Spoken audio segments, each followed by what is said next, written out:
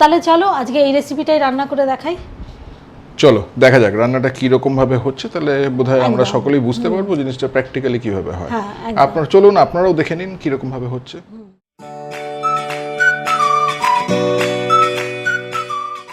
আচ্ছা পাপিয়া, আজকে আমরা একটা কুইক রেসিপি নিয়ে একটু আলোচনা করে দেখি। কারণ অনেক সময় দেখা যায় কি অফিস থেকে ফিরতে বা কাজ থেকে ফিরতে রাত্রেবেলা অনেকেরই দেরি হয়ে যায়, পার্টিকুলারলি তোমার মতো যারা মহিলারা এসে ধরো রান্না করবে, কিন্তু তাদের সময় নেই।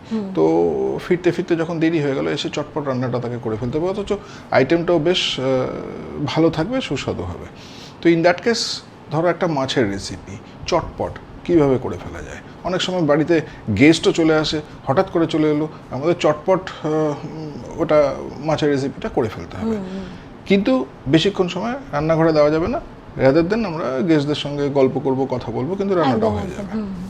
এরকম একটা কিছু আইডিয়া। সেক্ষেত্রে একটা 1 পট মাছের রেসিপি করা যেতে পারে।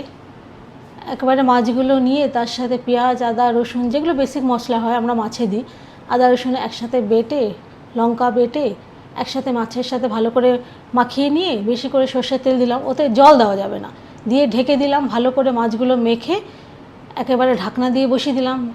মাঝখানে একটুখানি তুলে দেখে নিলাম, মাছগুলো একটু উল্টে দিলাম, তাতে হয়ে যাবে রেসিপি, সুন্দর রেসিপি তৈরি হয়ে যাবে মাছের, এবং খেতেও টেস্টি হবে, বেশি সময়ও লাগবে না।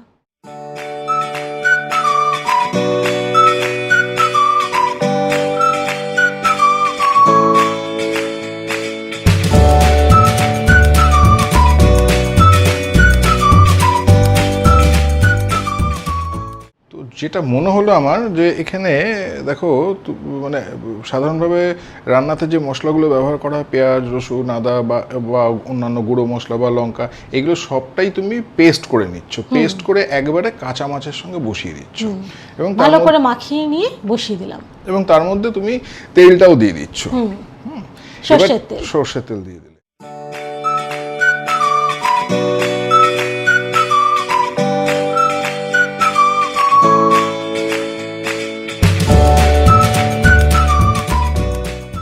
এবার কথাটা হচ্ছে, প্রথম কিছুক্ষণ বোধহয় তুমি ওটাকে ঢাকা অবস্থায় রাখলে না, অর্থাৎ ঢাকাটা দিলে না, অর্থাৎ কিনা জিনিসটা কষে যাওয়ার মতো ব্যাপারটা তৈরি হলো। মানে মাছের মশলাটা বেসিক্যালি, বা চিকেন যখন রান্না করি আমরা, প্রথমে যেরকম কড়াইতে মশলাটাকে কষানো হয় চিকেনের সঙ্গে, সেইটা করা হলো একটু হাই ফ্লেমে।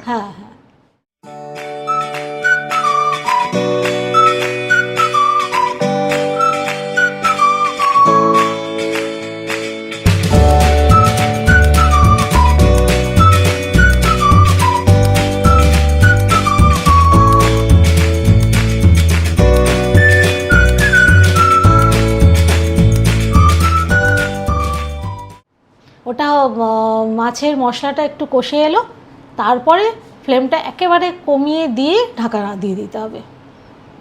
এই সময় জলও ব্যবহার করা যাবে না, জল একবারেই পড়বে না।